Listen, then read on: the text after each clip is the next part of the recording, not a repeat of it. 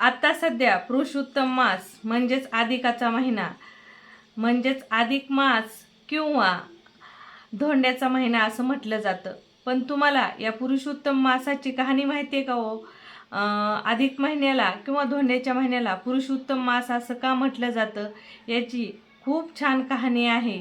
याला पुरुषोत्तम मास असं नाव का बरं दिलं जातं याच्यावर खूप छान विष्णू देवताची आणि या पुरुषोत्तम मासाची कहाणी आहे. आणि आज ती कहाणी मी तुम्हाला सांगणार आहे.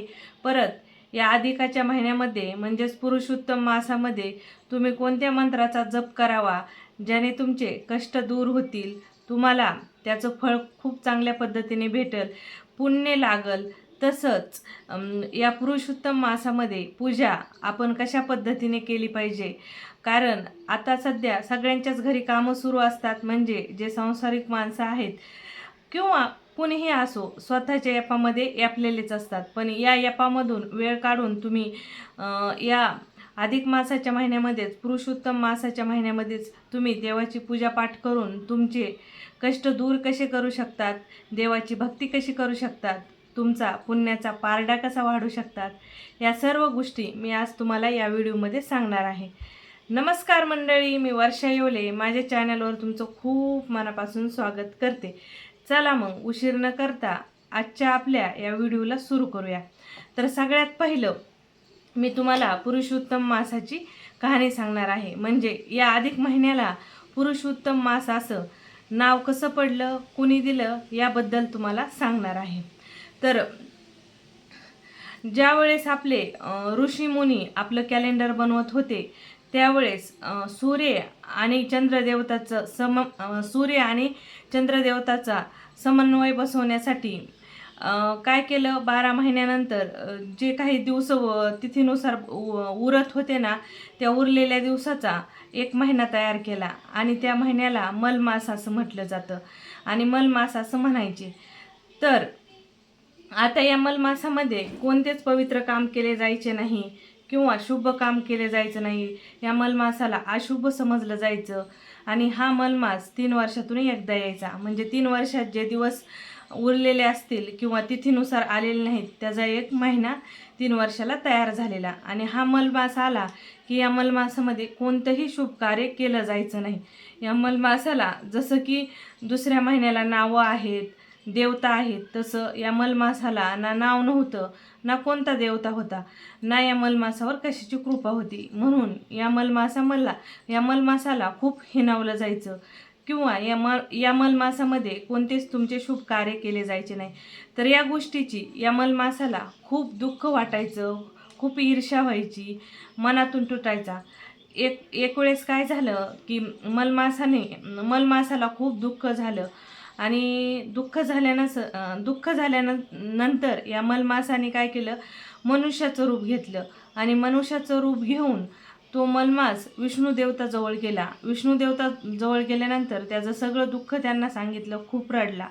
विष्णुदेवताने काय केलं की विष्णूने त्यांना कृष्णाकडे नेलं आणि कृष्णाकडे नेल्यानंतर कृष्णाला हे सर्व सांगितलं. कृष्ण म्हणाले की तू म्हणतो ना नाव नाही, तर तुला मी आज नाव देतो आणि ते नाव मी माझंच तुला देतो. तर कृष्णाने मलमासाला पुरुषोत्तम नाव असं दिलं. तिथून मलमासाला पुरुषोत्तम नाव पडलं. तसंच पुरुषोत्तम मासाला त्यांनी खूप सारे वरदान दिले. तर पुरुषोत्तम मासाला कृष्ण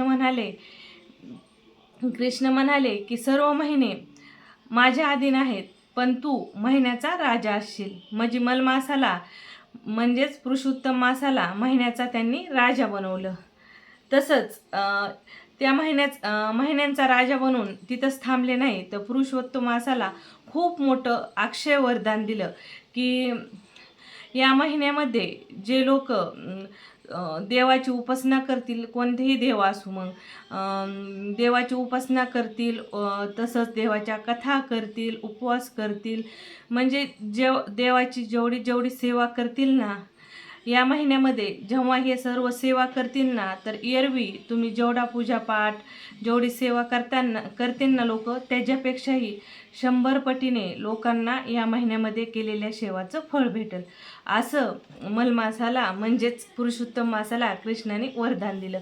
म्हणून या महिन्याला खूप पवित्र मानलं जातं आणि या महिन्यामध्ये जेही कामं म्हणजे जेही देवाचे कामं करा, त्याचं पुण्य तुम्हाला 1000 पटीने जास्त भेटतं. आणि तसंच या महिन्यावर सर्व 33 कोटी देवांची देखील नजर असते. म्हणजे या महिन्यामध्ये जी सेवा करताना तुम्ही, ती सेवा पूर्ण 33 कोटी देवाची मानली जाते. जसं की आपण धोंडा जेवण करताना 33 अनारसे दान करतो, धोंडे 33 करतो, कारण हे जे दान असतं ते म्हणजे 33 कोटी देवांना केल्या जागी असतं. म्हणजे सर्व 33 कोटी देवांसाठी असतं आणि सर्व 33 कोटी देव या महिन्यामध्ये म्हणजे या महिन्यामध्ये जे कामं करताना त्या कामाचं फळ म्हणजे त्या कामाचं पुण्य पूर्ण 33 कोटी देव तुम्हाला देत असतात. म्हणून अशा पद्धतीने आहे पुरुषोत्तम मासाची कहाणी. तर कृष्णाने पुरुषोत्तम मास असं मलमासाला नाव दिलं. आता मलमास कुणीही म्हणत नाही. अधिकाच्या महिन्याला अधिकाचा महिना, धोंड्याचा महिना आणि पुरुषोत्तम मास असं म्हटलं जातं. ही आहे पुरुषोत्तम मासाची कहाणी. आता या महिन्यामध्ये आता आपण हाऊसवाईफ आहोत किंवा आपल्याला घरची कामं असतात, तरीही आपल्याला त्यातून वेळ काढून आपण थोडीफार या महिन्यामध्ये कृष्णाची सेवा केलेली ना, खूप भारी आपल्याला फळ देऊन जातं. आपल्या घरातल्या छोट्या मोठ्या अडचणी दूर होतात, कष्ट दूर होतात, आपल्याला तेवढंच पुण्य देखील भेटतं. तर तुम्ही या महिन्यामध्ये देवपूजा म्हणजे विष्णूची पूजा कसं करू शकता, तर बघा, तुम्हाला सकाळी लवकर उठायचे, म्हणजे दिवस उगायच्या आधी उठायचे, स्नान करून घ्यायचे. तुमच्या घराजवळ नदी वगैरे असेल तर वाहत्या पाण्यामध्ये नदीमध्ये आंघोळ केलेली तर आणखीनच भारी. नदी नसेल तुमच्याकडं तर तुम्हाला काय करायचं आहे, घरीच जी आंघोळ करताना ती आंघोळ 1 महिनाभर थंडच पाण्याने करायची. सकाळी आंघोळ झाल्यानंतर लगेच आपल्याला देवपूजा करायची. देवपूजा करण्यासाठी देवपूजा कशा पद्धतीने करायची बरं, तुमच्याकडे कृष्णाची विष्णूची मूर्ती असेल ना, तर पंचामृताने सगळ्यात पहिलं विष्णूला आंघोळ घालून घ्यायची. मग आंघोळ घातल्यानंतर देवाला चांगलं स्वच्छ कपड्याने पुसून घ्यायचं. नंतरून चंदनाने म्हणजे चंदनाचा टिका अवश्य विष्णूला म्हणजे त्यांच्या मूर्तीला लावायचा. तसंच विष्णूला पूजा करताना तुळस आवर्जून अर्पण करायची, तुळस व्हायची. असं म्हणतात, तुळशीशिवाय विष्णूची पूजा पूर्ण होत नाही, म्हणून तुळस लावायची, दिवाबत्ती करायची आणि तसंच